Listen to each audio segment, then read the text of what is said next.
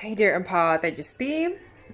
As always, I'm an empath coach and therapist, mindset coach, Earth Angel, Starseed, hybrid, Lightworker, here to help other empaths and HSPs to recover after narcissistic abuse experiences and to be able to thrive again and heal their lives so that they can fully be happy and thriving and live a safe, long life. So this thought is just coming to me today that I've been talking lately about relationships and bullying and painful things regarding these kinds of issues, dealing with toxic people as a sensitive being. So we always have to keep in mind when we're sensitive empaths and HSPs that it's impossible to always know who we are attracting into our lives because we cannot control every single thing. And we cannot always trust people, and we might end up trusting the wrong people, and we make mistakes too. So my emphasis is on the compassion towards yourself that you need to have for yourself. You need to have the understanding, the compassion, the love, the self-acceptance, own your self-worth, and,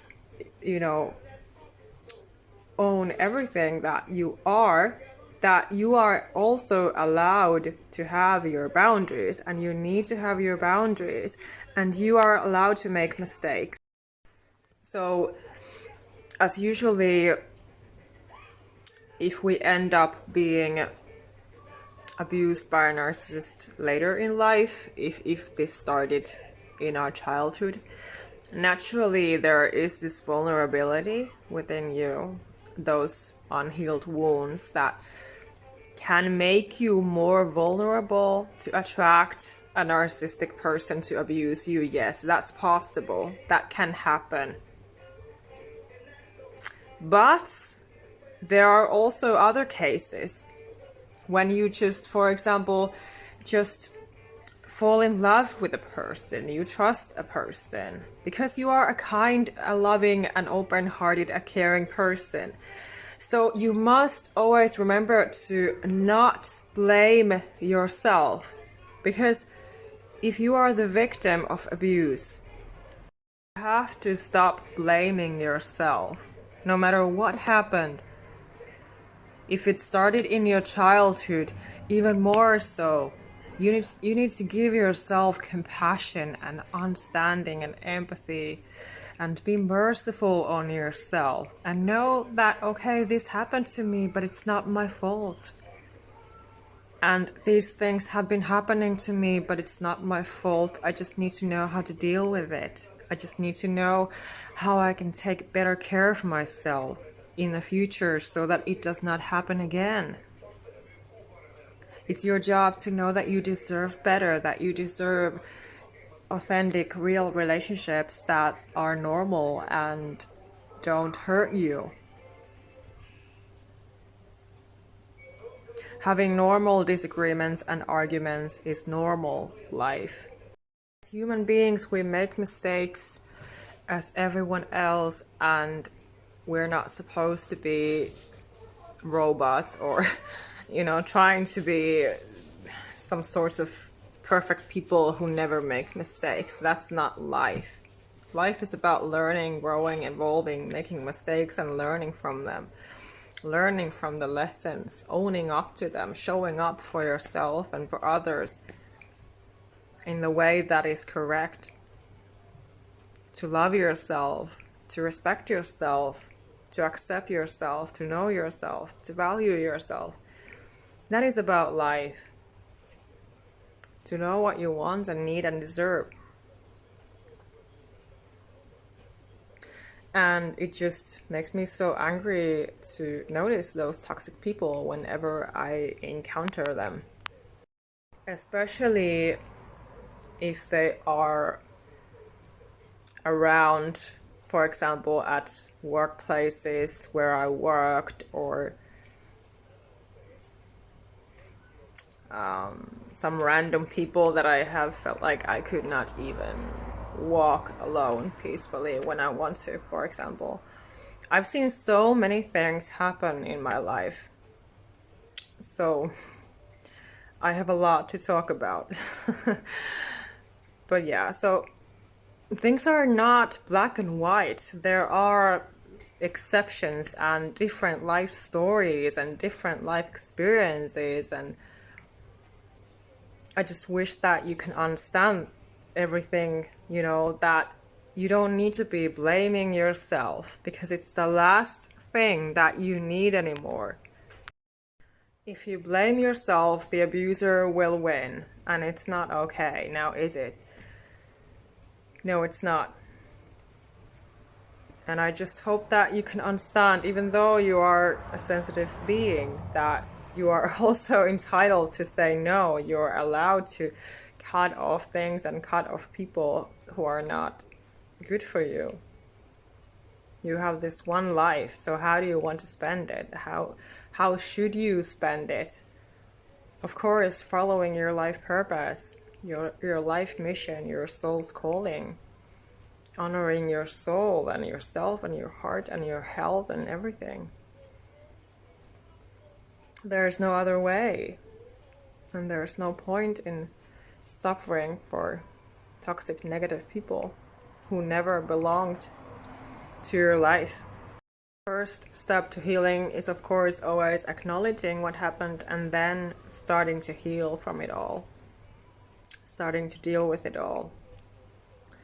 But at the same time, it is important to remember that, yes, you had childhood trauma, you had a narcissistic parent. If you have had a narcissistic parent, then you must acknowledge that, yes. But really, it doesn't matter if you acknowledged it or not.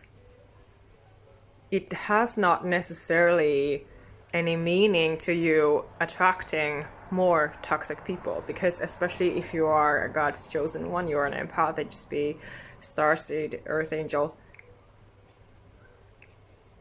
People like us, we just attract those toxic. So I was saying that people like us, we are natural healers, so naturally we attract people who need healing. And I've said this before in my videos. And so, you know, what I just want to say today that is coming to me, that, you know, it's not necessarily up to the fact if you had a narcissistic parent in your childhood or not. Yes, it can impact it a lot to make you more vulnerable to that, like I said, but it's not necessarily the root cause. Because that is just how it is. Like I have found out that being a God's chosen one, it is just so that we attract those toxic people who we cannot necessarily trust and who don't value. So those people don't value us, they don't respect us, they don't want to know us, they don't want to hear us. They just want to take advantage of us in different ways. They want to put us down. They basically can be very jealous of us and all of that, and have what we have, which is all the love and light, all the peace and all of that. And it's crazy. It's still crazy, even though I know about it and everything, and it makes sense based on my own experiences ever since I was a child, but it's still crazy. And it's still something that is very difficult to deal with at times. But of course, everything can be worked through, and that is what I'm doing here, of course, as well with my work. That's